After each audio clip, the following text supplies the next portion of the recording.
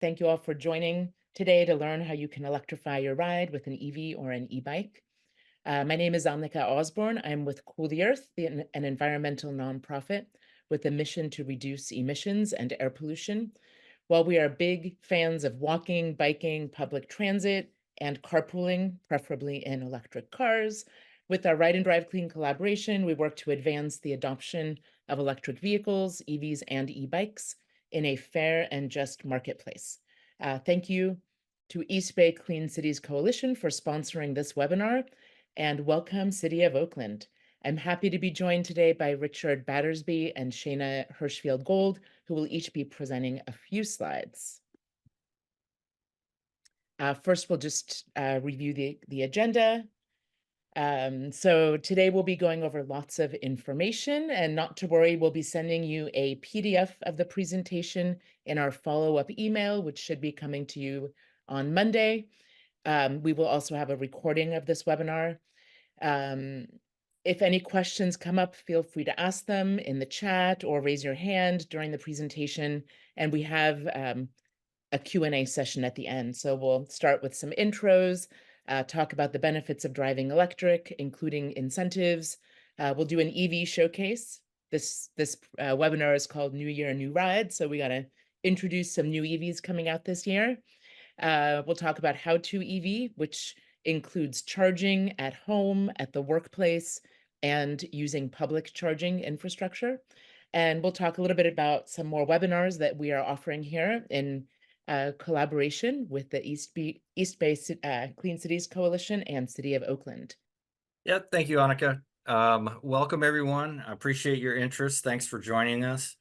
This is kind of a unique webinar series. We brought it in through Oakland Public Works, partnering with East Bay Clean Cities Coalition. I happen to belong to both of those organizations, but it's specifically targeted to inform and educate City of Oakland employees, specifically on options and interests they may have in leveraging electric vehicles or e-bikes. So there's a lot of e-mobility solutions out there. We hope you learn a little bit about it today.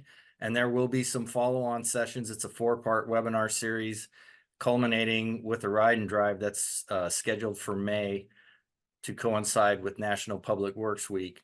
So I'm going to put on my East Bay Clean Cities Coalition hat. Those of you that know me probably know me as the Assistant Director of Oakland Public Works with the Bureau of Maintenance and Internal Services. But I've also served as the volunteer director for the East Bay Clean Cities Coalition for over 20 years now. And what Clean Cities does is we're the grassroots arm of the Federal Department of Energy, and we're tasked with displacing petroleum consumption, and we do that by championing the use of alternative fuels and sustainable fuels and alternative forms of transportation. Clean Cities is entirely fuel agnostic, so with one customer we may talk about battery electric technology, another it may be renewable diesel, and yet another propane or renewable or compressed natural gas. The takeaway from that information is there's no one solution that meets all the needs. We even talk about hydrogen. We've got several hydrogen vehicles in the city fleet.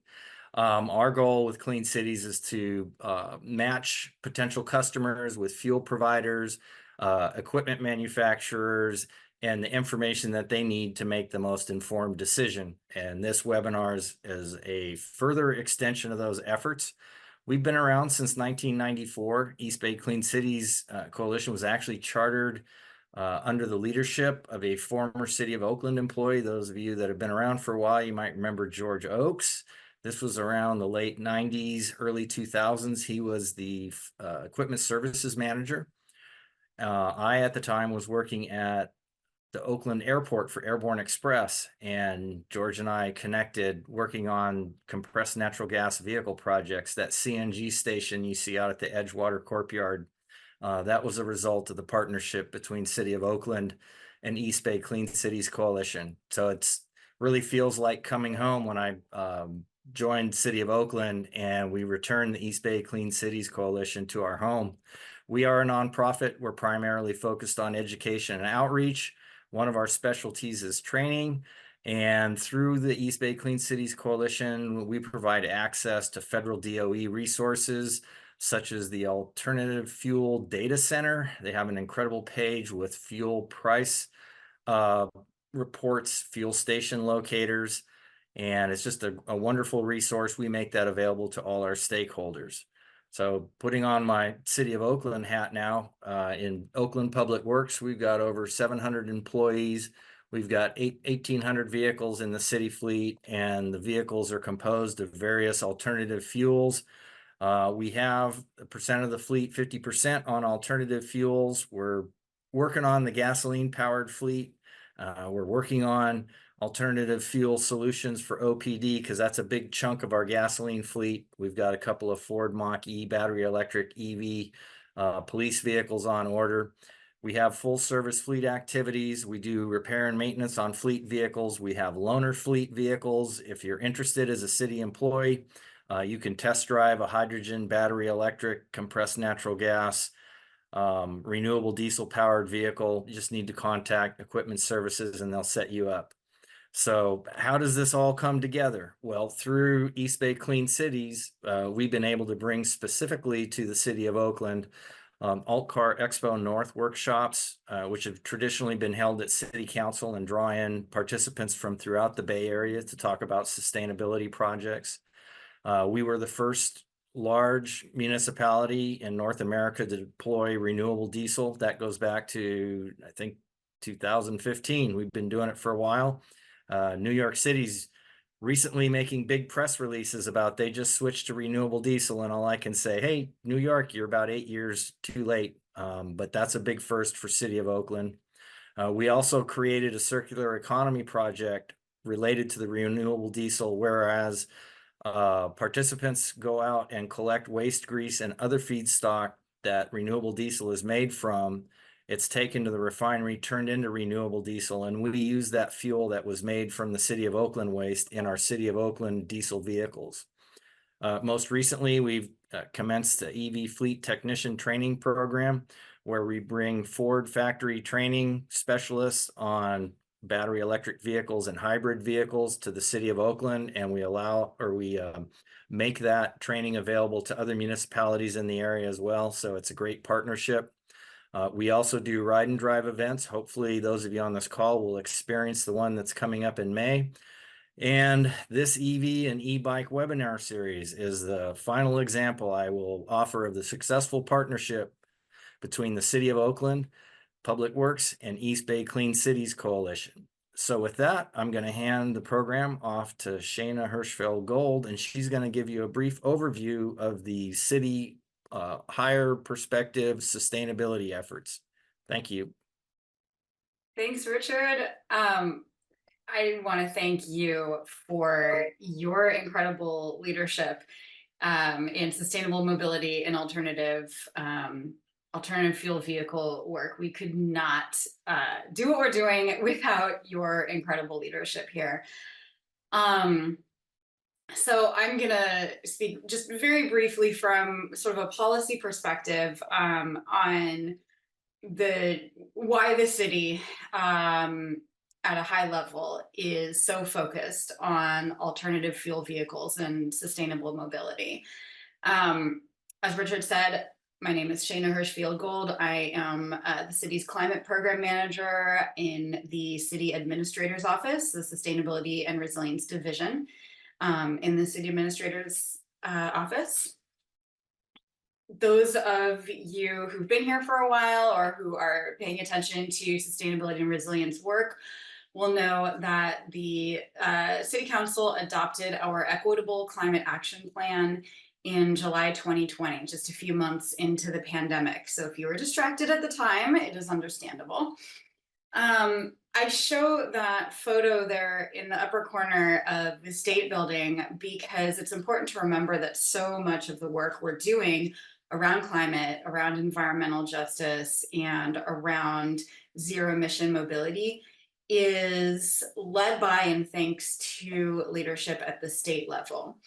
So I won't get into all of the statewide policies, commitments, and targets. Annika might do that later. Or you could just pick up the Equitable Climate Action Plan and read a bit of the background in there. But there are very ambitious targets set at the state level for transitioning vehicles throughout California to zero emission modes, including all passenger vehicles by 2035. So when we adopted the Equitable Climate Action Plan, we really started from that perspective. But then we also said, you know what, Oakland has been a leader in technology innovation, as well as specifically climate and environmental action for a long time. So we think that we can go even farther than the state's targets. At the same time, and what that little map down there is showing, we recognize that our phenomenal climate leadership in Oakland has not been equitable. And so with that ECAP, we said we need to lead in the climate movement, but we also need to center equity and justice more than we ever have before.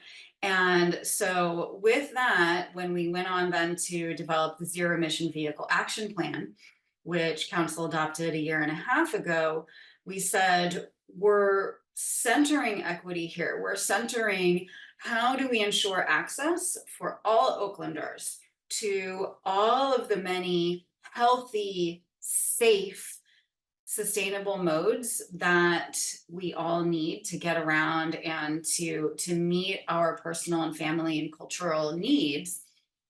And make sure that we're serving frontline communities first and that we're centering health and safety. So Annika, if you could go on to the next slide. There are 6 sections in the ZEV action plan, the Zero Emission Vehicle Action Plan, that council adopted in 2022. And so you can see them listed here in front of you.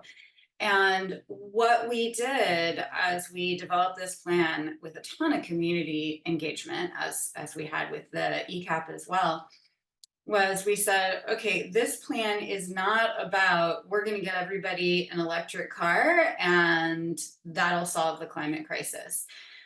We said, as with everything, and as Annika was saying, the top goal and the best thing for the climate and for public health is helping people and activities move out of vehicles. So that's active transportation, biking and walking, including e-bikes.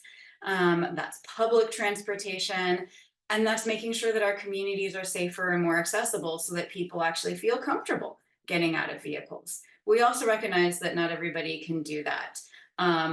For one, I live with my mom and with my 2 young children. I have to use a car on a pretty regular basis, and we have to acknowledge those realities.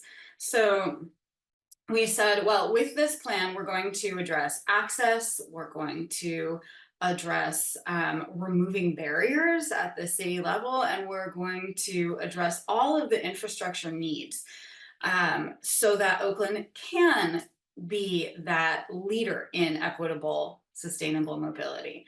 So how do we get charging into older multifamily buildings? When we can't do that, how do we make sure that curbside charging and public EV charging is not just plentiful, but particularly accessible in communities where there are higher rates of renters and higher rates of older apartment buildings and whatnot.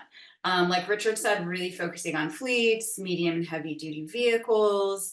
And I also want to point out that focusing on the economy, on job development and entrepreneurial development is something that the city is very, very focused on.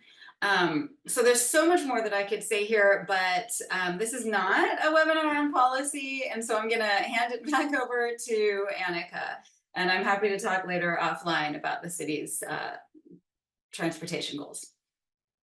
Thank you so much, Shayna and Richard. That's a really great introduction to what's going on at the City of Oakland. And I'm going to dive right into EVs and e-bikes. So there are many benefits to driving electric. In California, our passenger vehicles are the single largest source of GHG emissions, representing up to 50% of our individual carbon footprint. So when we switch from a gas car to an EV and plug into clean energy like we can do here in the Bay Area, we are taking impactful climate action, cutting our carbon footprint in half by reducing carbon emissions and air pollution, both which disproportionately impact our equity priority communities. And in addition to reducing our impact on the planet, there's no sacrifice when you go electric. We can save time, money, and improve our driving experience with an EV. And an EV can even help with backup power when there's a power outage. So let's talk about costs. That's usually the biggest barrier for most people to going electric. So although early EV drivers paid a high premium for electric cars, today's EV drivers often save money. And here are some reasons why. It costs much less to fuel an electric car. Fueling a gas car can be 2 to 5 times more expensive than fueling an EV, depending on where and when you charge it. Electricity prices also tend to be much more stable than gas prices, as we've seen over the last few years. In addition, maintenance costs are 40% lower for EVs. It's basically adding windshield wiper fluid and rotating your tires. And then there are standard incentives available for $7,500 off of an EV, some select EVs, which can bring down the cost of purchasing or leasing an EV. So let's talk a little bit about those. So there are currently 3 types of incentives available that can save you up to $7,500 when you buy certain EVs. There's an additional federal tax credit for installing a home charger as well for up to $1,000. It's available for both new and used cars for people who qualify, usually through their income and their zip code. We won't be going into those in great detail today, but you can ask me questions about those in the Q&A. So the federal tax credit or the clean vehicle credit has been updated for 2024. There are new qualifications for this tax credit, which we will review on the coming slides. There is a tax credit also for pre-owned EVs. The good news about this is that there is now it's now available as an upfront rebate. It used to be when you file your taxes, you can, adjust how much you would have to pay. But now these are available at point of sale, and you don't actually need tax liability to qualify, which is new this year. If you, sorry, Depending upon where you live and who provides your electricity, there may be additional utility and CCA incentives. PG&E offers a pre-owned rebate for $1,000 for anybody who buys a pre-owned EV, who's a PG&E customer, and up to $4,000 if your income qualifies. And if you'd like to install a charger at home, there's a home charging tax credit up to $1,000, 30% the cost of the install and the hardware. These savings calculators listed here are super helpful. You put in your household income, where you live, a little bit of information, and it tells you exactly which incentives you qualify for. So before I dive into the federal tax credit, I want to emphasize that I'm not a tax expert. So we recommend that you verify with a tax professional for guidance. The clean vehicle credit is available against your tax liability.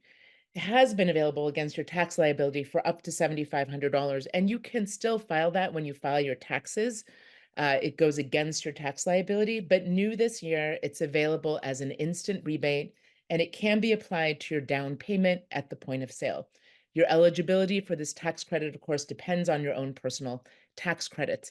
And when I say that specifically, I mean there are income limits. So if you file jointly, for example, and you earn more than $300,000 a year, if you take that upfront credit, you're going to have to pay for it in the end because all of the paperwork goes through the IRS.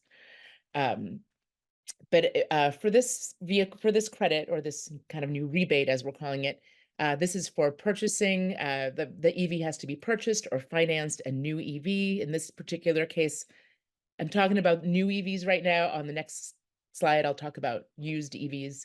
The final assembly for new EVs has to be in North America. There are vehicle price limits, but rest assured there are many EVs available for less than those limits. There are income limits. There are some critical mineral and battery component requirements, and that's why you'll see that for some vehicles, they get you can get $3,750 dollars off, and for others, 7,500. This is the website that you would use to find out which EVs qualify, and here is the list of qualifying EVs as of January 16th. So because the requirements are becoming more stringent, the list just was cut in half this year. But these are some great options, some great cars available that do qualify. You do want to check that the vehicle that you are interested in does qualify, because certain trims qualify while others don't. The reason I have this the website here is that this list is going to be updated throughout the year. So we're envisioning that more cars will be added throughout the year. I know, for example, that Kia is building a manufacturing site in the United States. Many manufacturers are, because of this federal tax credit that requires vehicles to have final assembly in the United States. So while there are lots of restrictions now and requirements for the federal tax credit, there may be a way around all of these requirements. If you lease an EV, the dealership may pass on a $7,500 lease credit when they figure out their payments. So they take it as a commercial rebate themselves, and then they may pass on the credit to you. Many manufacturers are doing that. I know Kia and Hyundai. I've seen, Volkswagen, lots of other manufacturers are doing this to help get people driving electric. So there are way fewer restrictions. There's no income cap. The EVs can be manufactured anywhere. You'll want to check with your local dealer and maybe a few other dealers, or even with Cartelligent. It's a car concierge service that we partner with to see if your dealer, might be willing to pass this on. Another way to get around this is to buy a pre-owned EV. So this is now available for 30% of the sales price, up to $4,000 max. You can't buy an EV off of a friend. It has to be purchased from a licensed dealer that is signed up from the IRS. There is a $25,000 vehicle price cap. The EV must be at least 2 model years old. And you can buy a used EV with this tax credit once every 3 years.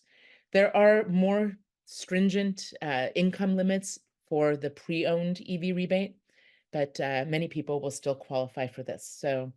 So we think this is great. Overall, we're very excited about these changes because we believe we're moving in the right direction in terms of providing rebates for those who really need it, bringing more green jobs to the US, and relying less on unpredictable sources for battery components and assembly. In addition to saving money on an EV, you'll also save time. With an EV, you can get access to the HOV lane as a single passenger with a special decal that you apply to with the DMV, and you'll never have to wait in line at a gas station again.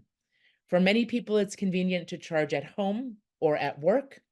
And as I mentioned earlier, EVs offer low maintenance and efficiency. So while there are 2,000 plus moving parts in a gas car, there are fewer than 20 in an EV. So there are way fewer problems with EVs. Once in a while, you may even get VIP parking at a shopping mall or parking garage. Often you see these EV chargers right up front, which is really handy. And it's a little more fun to drive electric. What I really like is the extra torque or power that you get when you drive an EV. You can easily and quickly accelerate when getting on the freeway. And then when you want to change lanes, you just power up and glide into where you want to be. It feels safe and easy. The quiet, smooth drive makes for great conversations when you're on a road trip.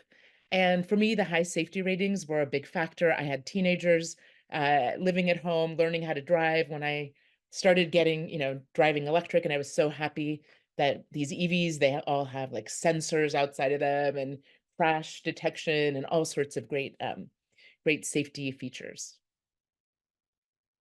So some people are worried about getting an EV because they won't be able to power them up during a power outage, but EVs can actually help you during a power outage. You can plug an inexpensive 300-watt inverter into the accessory port and power up small appliances like cell phones, laptops, LED lights. That's the red box right there. I always keep one of those in my car. Sometimes if I lose power during the day, I might even hop into my car, plug in my computer, my cell phone, and do a little work from there. I've done that before. You could set up a little table next to your car. But it's interesting to really consider that your EV is a big battery. Um, while this low wattage inverter cannot power up your refrigerator, there are many EVs out there, many of the Kias and Hyundais, for example, that can because they have higher wattage bidirectional charging. So that's the picture in the center. There's this adapter that you plug in, and then you can plug in an extension cord and power up larger appliances up to 1900 watts. I realize that moving your refrigerator might not be super convenient depending upon where it is in your home, but I think it was 3 years ago, we lost power. I live in San Rafael. We lost power for 5 days. And, we kind of knew this was going to happen. And, when you know that you might lose all of the food in your refrigerator and freezer, you might actually pull that thing out and plug in and charge up with your car. So the technology around inverters is advancing very quickly. There are several companies working on these vehicle to home energy management systems. So just imagine when you come home at the end of the day, when electricity is more expensive and not so clean, um, powering up your home with the leftover electricity that's left over in your EV's battery, and then at midnight, when electricity is more expensive and cleaner, powering up your EV and charging it up. Whole new way of thinking about energy, which is very exciting. So before we take a look at EVs, we're going to take a quick look at batteries because I often get this question about batteries. So a lot of people wonder about batteries, the issues with batteries in terms of extracting critical minerals and the energy required to produce batteries. But those pale in comparison to the extraction, transportation, and burning of fossil fuels. And the interesting thing I just read the other day is that, when you burn fossil fuels, all of the resources that you put into that, they're gone. But with EVs, yes, we do have to extract critical minerals, um, which is not great, but all of those minerals can be taken out of the batteries, processed, and reused in future batteries. I heard, for example, that 90% of all the aluminum that's ever been mined is still on this earth. So we can keep using these rare earth minerals, whereas with fossil fuels, you burn it and it's gone. So the good news about EV batteries is that besides some of the early Nissan Leafs, there's very little battery degradation. So the batteries will last for many, many miles. We're really not talking about replacing batteries in EVs. The batteries that come with your EV will stay in your EV throughout the lifetime of its use. Um, when the battery goes below, say, 80% of its capacity, maybe after 8 to 10 years, the range is reduced, but that's not really catastrophic. You can still drive your EV, just not as far on one charge. For example, my first EV that I got, I had 240-mile range, and after 4 years, it was down to 226 miles. So for most of my driving, that made no difference at all. Um, it's just when I go on a road trip, I may have to stop a little bit more frequently, but it's still useful in so many, cases. And many people just need a car for commuting, so they don't even need such a large battery. So, but there is a second life of of these batteries, and that is something that our utilities are very interested in, and that is using these batteries for storage. We have a lot of solar energy in California, and if we don't use it or store it, it's gone when the sun goes down. So there's a lot of talk about increasing batteries for electricity storage, so we can use that clean energy in the evenings when electricity isn't as clean and is very expensive. And as I mentioned, 98% of the materials in batteries can be recycled or reused. So that's some really good news. All right. With so many EVs and plug-in hybrids available, there's an EV or e-bike for every lifestyle and budget. Most fully electric EVs offer 200 to 300 miles of range. Some go even farther on one charge. This means that you can go from Oakland to Tahoe with maybe just a 15-minute charging break. And with some of these EVs, you wouldn't have to stop at all. Coming home from Tahoe, you probably wouldn't have to stop because there's something called regenerative braking in EVs. So when you're not accelerating, your EV is actually, the battery is actually charging. So you're gaining, when you're going downhill, you're actually gaining range. Also, you could go from Oakland to Sacramento and back without even having to think about charging. So that's really great news. And it wasn't really the case 5 years ago, until some longer range affordable EVs, came around. So on the next few slides, I'm going to be doing an EV showcase. In this section, I just want to let you know, we're going to be going over some vehicles that are here now, some that are very popular, and then we'll also talk about some that are coming this year. The prices listed are the base MSRP. Since there are some incentives available, the actual cost can be much less than these prices. I've starred the ones that qualify for the federal clean vehicle credit for $7,500, which is now available as an upfront rebate. With this in mind, the Bolt is really the best deal in town. It's super fun and peppy to drive. It has a long range and a low cost. In 2017, it was the first long range EV that came out under $40,000. The thing about the Chevy Bolt is that there are still some around that are 2023 models. They're not going to be making 2024 models. And in 2025, they're revamping it. They're only going to be creating the EUV model, which is a little bit bigger than the EV. It has a little bit more room in the second row and also in the cargo space. And it will have a new battery. So it will be very fast to charge this EV. But get them while you can. There are still some 2023s available. They're also available on the used market. And just as a little tip, if you're interested in the Chevy Bolt, which is also very great for parking because it's so small, there was a recall on the battery of the Chevy Bolt a few years ago. And in order to sell this car, a licensed dealer has to have replaced the battery packs on this car. So when you get a used Chevy Bolt, you get a relatively new, uh, you know, relatively new battery, 7 or 8 years warranty left on that battery, or 100,000 miles of warranty. So that's kind of a good thing to consider. The Nissan Leaf has been around for a really long time. It's probably one of the first EVs that you saw around. It's a wonderful option, and the Nissan Leaf Plus offers a little bit or significantly more range with a little more cost.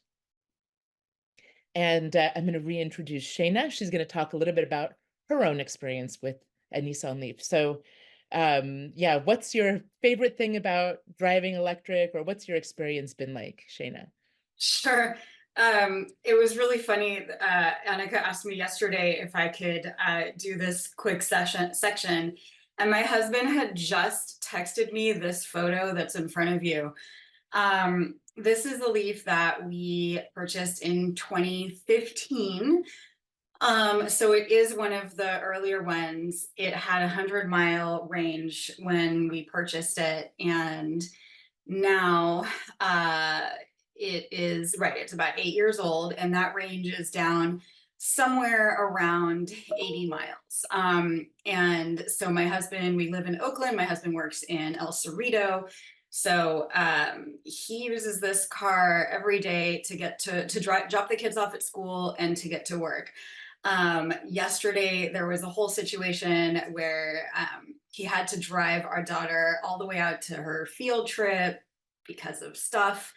And so he called me and he said, I had to drive really far and now I have to charge. And I said, okay, so just, Google it.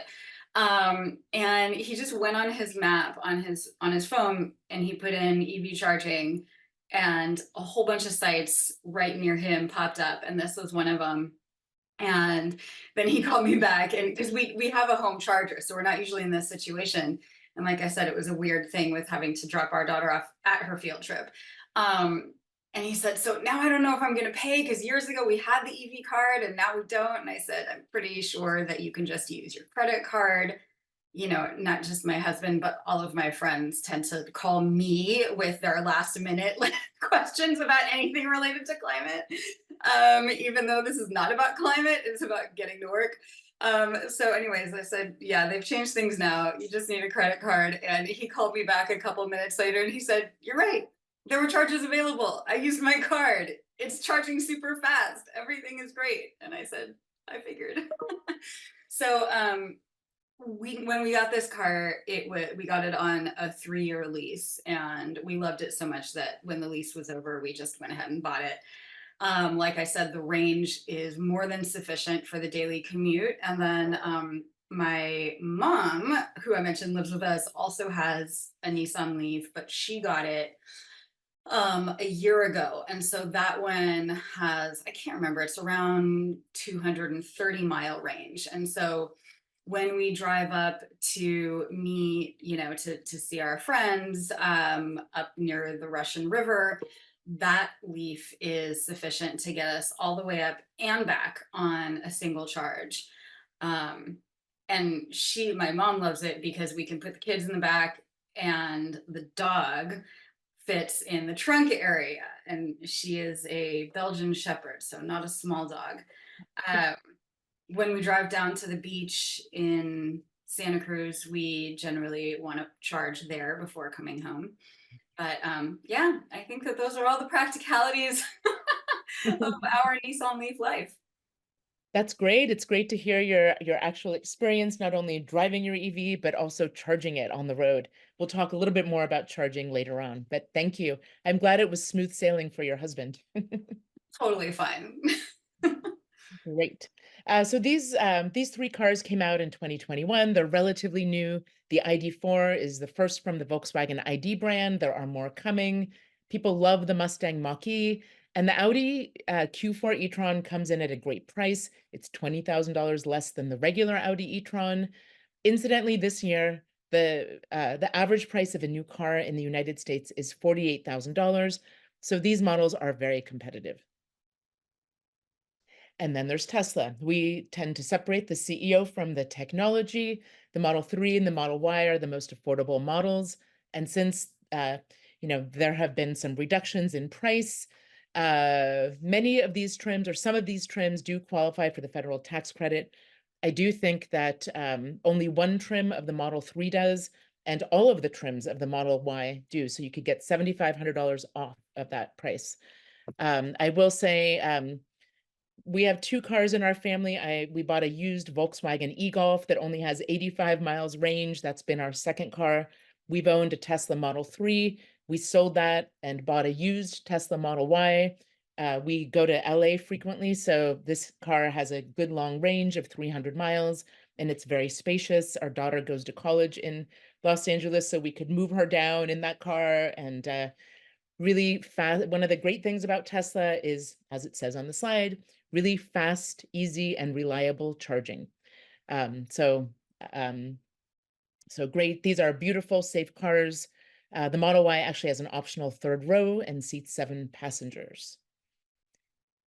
So the cars on this slide all have bidirectional batteries, so you can power your refrigerator or other large appliances with the car battery for a week or so.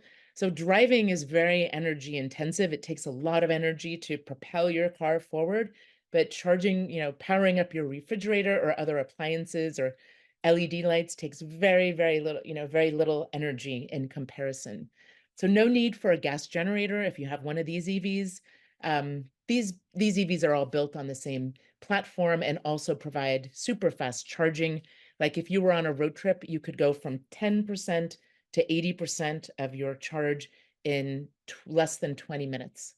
And Kia recently has, revamped their Kia Niro, which came out in 2019. It also has bidirectional charger and kind of a new look and feel. So pretty exciting. So Subaru and Toyota, very popular cars in the Bay Area. We're a little late to the EV market, but we're excited. These cars have been on the road for a year and a half now. And then Nissan has another EV, the Nissan Ariya. It's Nissan's second all-electric EV, just came out last year. Um, and the Volvo Recharge brand, Volvo is committed to all electric and vegan seats for all models by 2030. You can sit up nice and high in the XC40. The C40 is a crossover, which is pretty sleek looking. Volvo also offers a lot of plug-in hybrids for many of their standard models. So you can get like 42 electric miles and then also have a gas tank. And the Polestar is a relative of Volvo. It's a very nicely appointed EV. I'll tell you a personal story. My brother is a car guy. He's the kind of person who gets a new car, leases a new car every 3 years. He loves his cars. He has a Polestar and a Tesla Model Y. He tends to use his Tesla Model Y for road trips, but he loves the way the Polestar drives and handles, and it's, very nicely appointed. So things to think about. So many people have been waiting for a large electric SUV, and they are here. So new this year is the Kia EV9. It was voted the Green Car's best car of the year. 3 rows of seats here.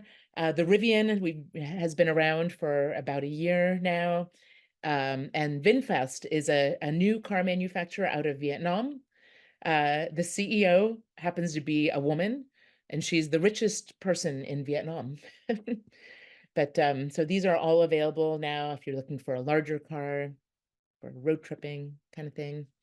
And these trucks are already here. There are more on the way, like the Chevy Silverado EV and the Ram EV. These trucks are basically generators at home and batteries on wheels when you're away from home. The regular F-150 is the most popular car in the United States, so we think the Lightning model is going to be a big, very popular, a game changer, really, and also really great for fleets.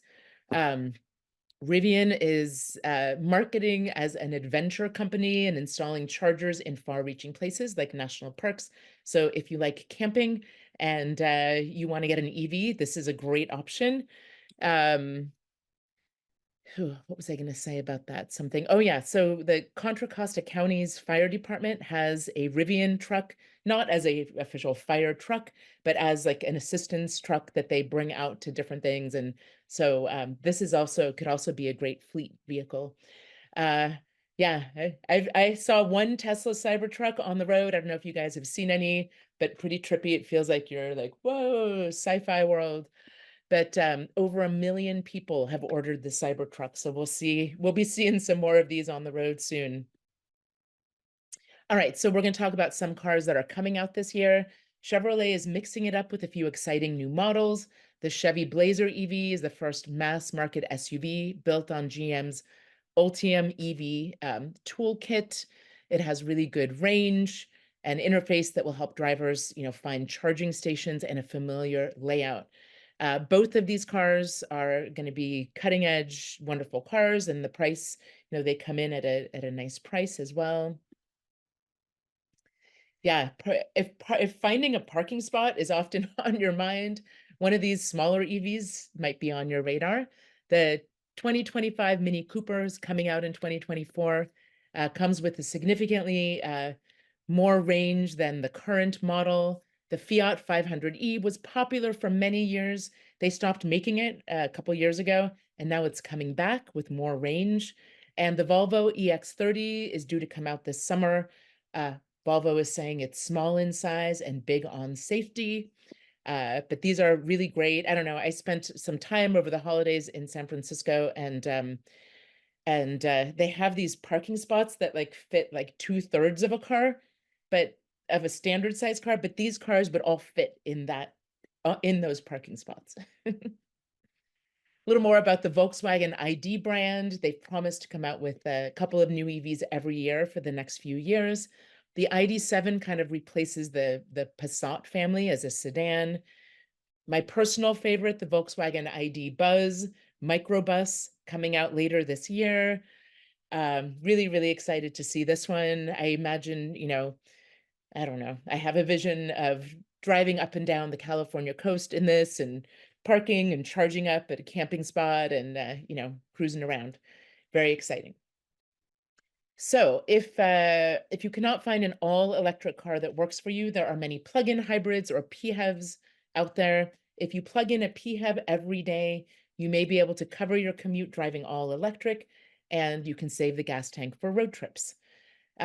These are all, really great, options. We're excited that the Toyota Prius Prime just got an upgrade on its range. It used to be 26, now 42, which, so covers a little more range. And if you're looking for more of a utility plug-in hybrid, here are some great options. Yeah, the Toyota RAV4 Prime was in high demand, but and so dealers like 2 years ago were marking it up by $5,000. And I've heard now that you can get these for under MSRP. So that's really good news. One of my coworkers loves his Jeep Wrangler. It's a really fun car for him to drive. And there are apparently, even though the price looks a little high, some really great lease deals on that car. And so EVs have been around for about 12, 15 years. And, with new technology, a lot of people have tended to lease EVs. So now there are many available on the used market. And the nice thing about leases is that there are EVs coming off of their leases all the time. So even if last month you couldn't find a used one, maybe this month you can.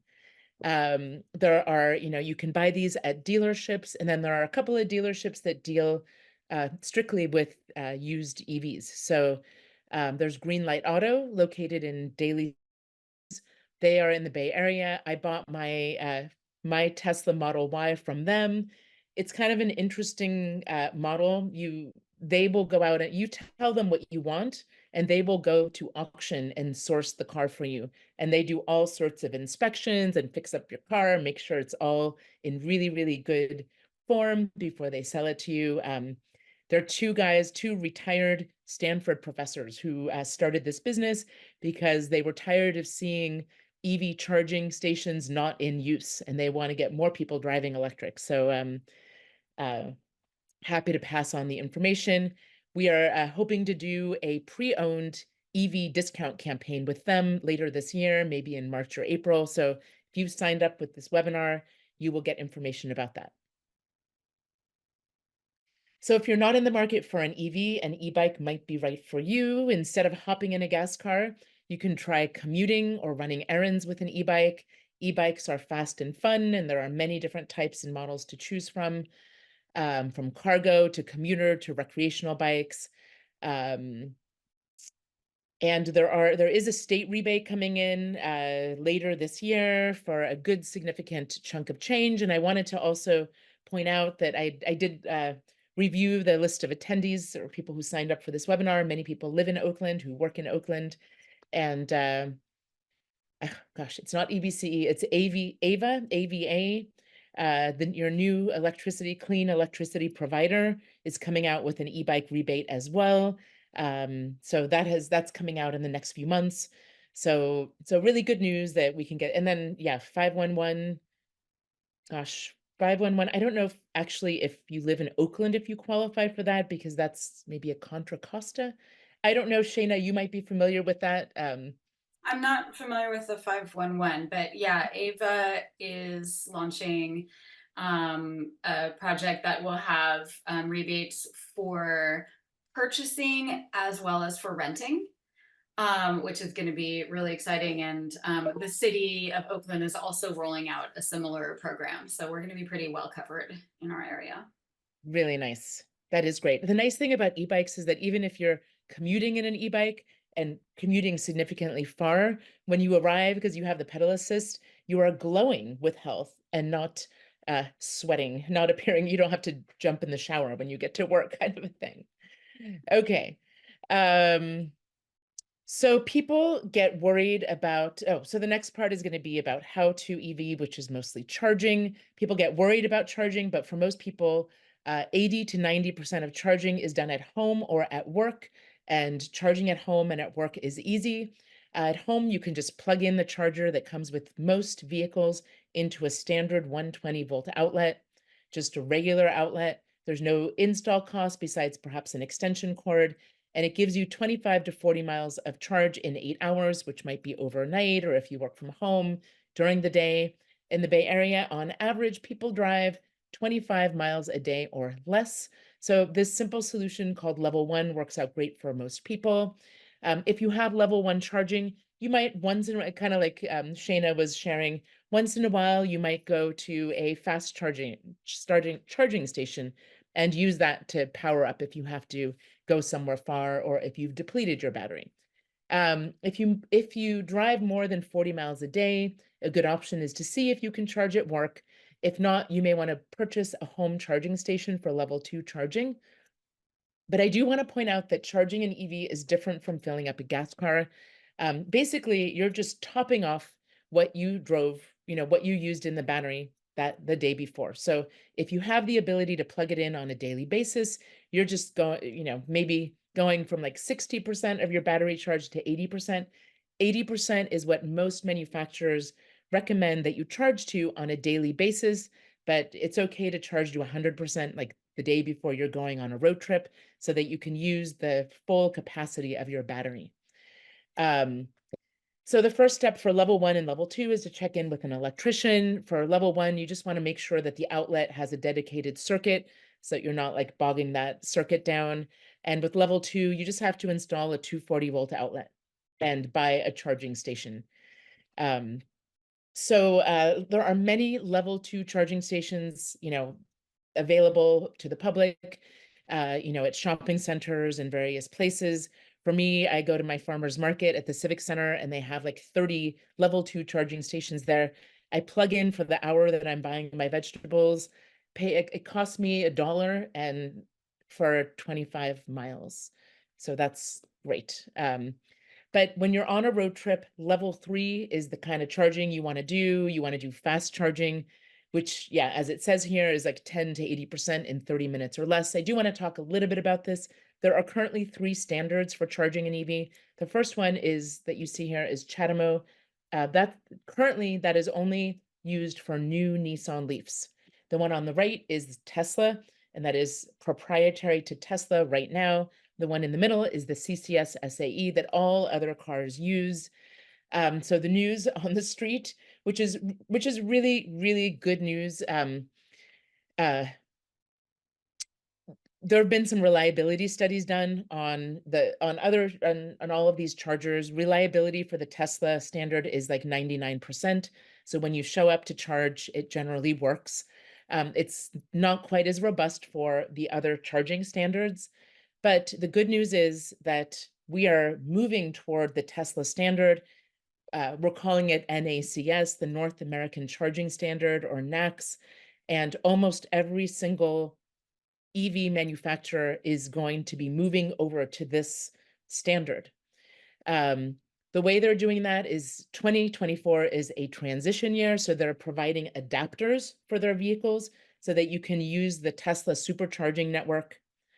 And starting in 2025, the 2025 model year vehicles will actually have that type of port in the car.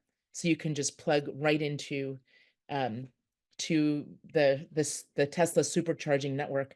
I have had, Teslas for over 5 years, and I've noticed doing road trips up and down the coast of California, there used to be not so many supercharging stations. And, 5 years ago when we took our first road trip to Santa Barbara, and now we just went to LA and back, there are so many supercharging stations available. So it's growing significantly and keeping up with the need of a lot of people buying Teslas, but also this transfer where lots of other vehicles will be using the supercharging network. Thanks for that tip, Shayna. Okay. So once you start driving electric, it's ideal to charge your EV from rooftop solar. There's a federal tax credit available this year and for the next 9 years for 30% of the cost. It's a great feeling to charge your car from the electricity that you generate from your own roof. And for more resilience, you may want to consider battery for storage. If you're not ready for solar, you can, or if that's not available to you, you can choose a clean energy plan from your utility or CCA. So you're charging with EV charging your EV with clean energy from the sun and the wind.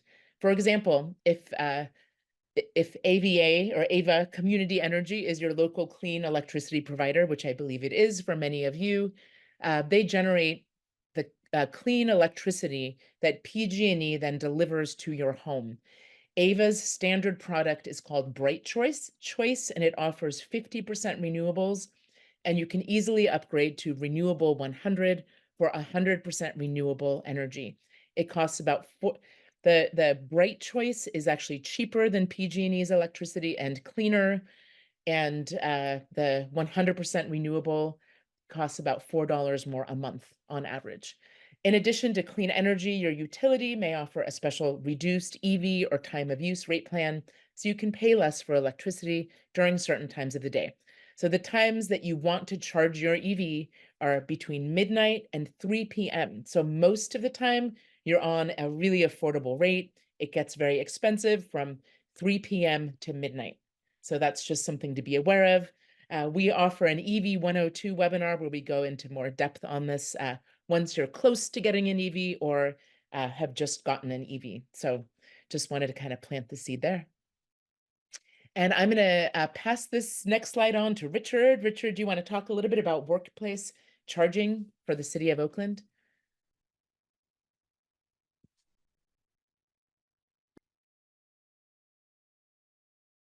Richard, if Monica, I'm here. I was in the middle of plugging in my laptop as the battery warning message was coming on, but don't worry about that. I'm going to get her done. Currently, City of Oakland has 3 primary workplace charging locations deployed by Oakland Public Works. Obviously at the Corp Yard, 7101 Edgewater, that's in the lower right-hand corner. Also at 750 50th, which is the Keep Oakland Clean and Beautiful Yard. And then the big cluster in the upper left are the chargers we deployed at 250 Frank Ogawa and also City Center West, which I think is 1250 Martin Luther King. So we have made an effort to deploy workplace charging. Most of the units are level 2 charge points. As you see on the left, the middle unit is a DC fast charger at the Edgewater location. And we also have multiple solar powered EV ARC electric vehicle charging stations that you see at the photo of the charging stations on your far right. Those are entirely self-contained and completely renewable battery electric energy, and they have a super low cost for installation, but the acquisition cost is a little bit higher. So we take workplace charging very seriously at the City of Oakland. However, and I did read the pre-event questionnaire, Annika, thank you.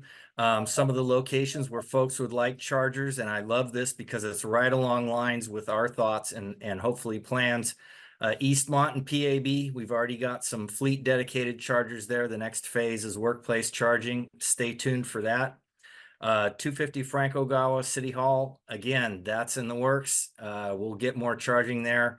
And then these are the 2 I like, particularly libraries and rec centers, which would be an expansion location for us.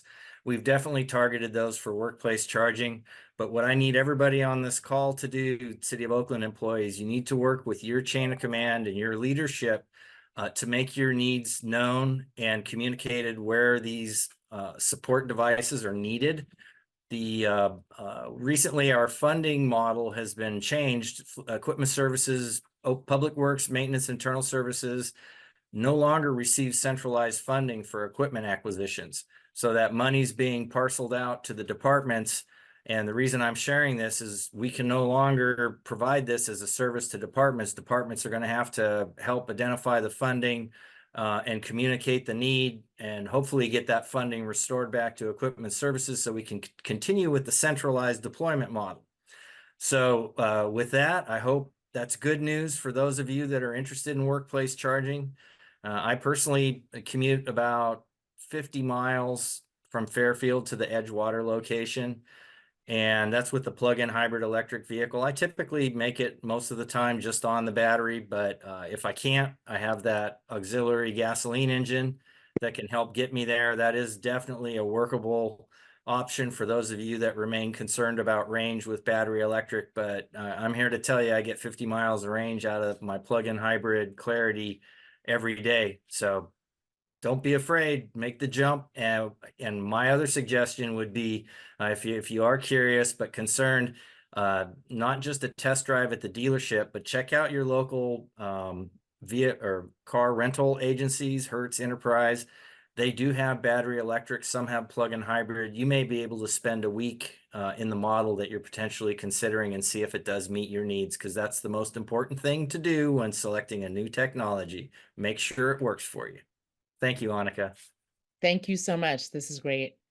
Yeah, I love that idea of like testing out an EV. You can use Turo, for example, a rental car company. And, if you're getting close to one, if you want to see what it's like for a week or something, or 2 weeks, could be an interesting way to go. I love that suggestion there too. So there are several EV charging solutions for people who live in apartments and condos. There are more solutions on their way. If a charging station is not yet available, people charge by plugging into a standard 120-volt outlet if it's available and allowed. There are new smart outlets that are inexpensive solutions to charging that actually handle the billing. The reason I say that it might not be allowed is that if in some shared parking garages, the electricity that's on the outside of the building is on a separate meter, and everybody who lives in that building shares that. So where you pay for the electricity that you use. I can answer questions about that if you have questions. People charge at work. Thank you, Richard, for giving a little overview about workplace charging. People use public chargers, and with those fast chargers, it might be necessary to find a public level 2 charger close to where you work if you don't have one located near your work, and you can plug in and walk to your office or something. For if you plug in for many hours to charge your EV, that's an option. Or using the fast chargers, level 3 chargers, which are 20 to 30 minutes to get a full good charge. Also, yeah, advocating is great. Advocating at your workplace and also advocating at your where you live is a great idea. The more people advocate for charging, the sooner it will be there. And frankly, for apartments and condos, if the property owners want to keep their tenants, they're going to have to come up with solutions soon as we move toward all electric. Just a little bit more, taking a road trip is getting simpler all the time. There are thousands of public charging sites available that provide fast charging, and we can use apps like PlugShare. Shayna mentioned her husband just Google searched it. Right now, most of the new EVs that come out have navigation built into the dashboard, so it's super easy to find a charging station. PlugShare is an app that you can use also to help find charging stations. A better route planner is another way to do it. And these are all of the charging networks. They're the most common charging networks that you would see here in California. Shayna's husband was using EVgo. Electrify America is also quite common. Tesla, of course, and Tesla is going to become more of a standard. ChargePoint is mostly for level 2, but sometimes they have fast charging as well. When you stay in a hotel, they often have something called destination charging. So they provide charging for you. And anytime I've stayed in a Vrbo or an Airbnb, I ask the manager, hey, is it okay if I charge my EV? Sometimes bring an extension cord and my cable with me so I can charge when I'm staying somewhere away from my home. So a little bit more about us. We are here to help you go electric. We offer EV and e-bike discount campaigns with partners like Cartelligent and Rad Power Bikes in Berkeley. We are planning to do an EV discount campaign in February and perhaps another one in April or May. So basically, we work with Cartelligent. They're able to negotiate special discounts on EVs that we can then pass along to people. So we'll be promoting these to you since you signed up for this webinar. Note, you can always unsubscribe from our newsletter, but you might want to stay tuned in for these discount campaigns.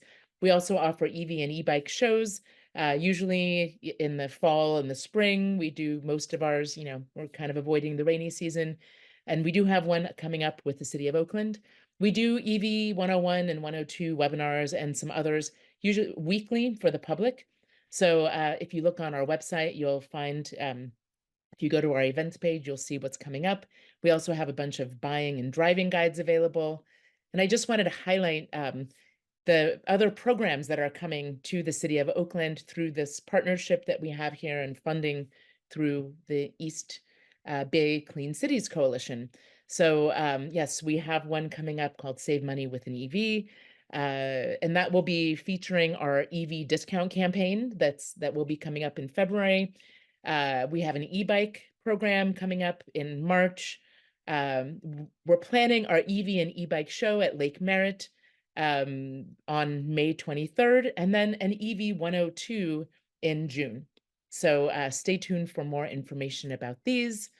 Uh, Real briefly, I'd like to thank you all for attending this program today, wherever you are in your journey to an EV.